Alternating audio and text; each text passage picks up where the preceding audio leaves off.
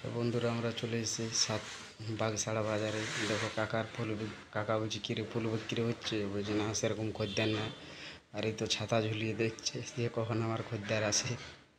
দাদু ঢুকছে এটিএমে টাকা তুলতে। আর হয়তো ওইটা হার মশলা মানে মুদিখানার দোকান। মুদিখানার দোকানের পাশেই আছে। দিদিমা দেখছে, বলছে যে খদ্দের কত আছে। আর এই তো ফলওয়ালা তো বসে মানে দাঁড়িয়ে দাঁড়িয়ে মোবাইল ঘাঁটছে। আর এইখানে জন্মদিন আজকে। আর ফুলের দোকানে দেখছি যে কোন ফুলটা মানে তাজা আছে সেই ফুলটাই দেখছে। বলছে সেই গাছটি আমি নেব, কিন্তু বলছে যে ফুল ফুটা গাছ আছে না বিনা ফুল ফুটা গাছ আছে। বলছে আমার এখানে দু রকমের গাছ আছে। বলছে কীরকম গাছ নেবেন, বলছে সেইটা বলুন, সেই হিসাবে গাছটা দেবো। আর মিষ্টির দোকানে দেখছো, মিষ্টির দোকানে কত ভিড়। আর এই আনছি সাজিয়ে যাচ্ছে, কিন্তু এই তো ইয়ার কাস্টমার মানে এখন আসেনি।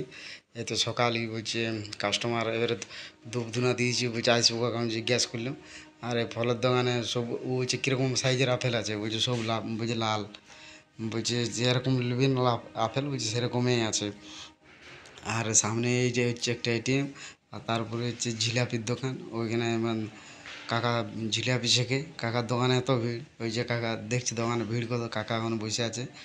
কাকা বলছে ওকে বলছে কী রে, বলছে আজ বিক্রি বাটা হয় নাই নাকি? বলছে না রে ভাই, সকালে বলছে খদ্দের বলছে হয়নি, বলছে একটু লেটে খুলেছি। আরে তারপরে জামা কাপড়ের দোকানে দেখছো আর বাজার আমি হেঁটে হেঁটে যাচ্ছি।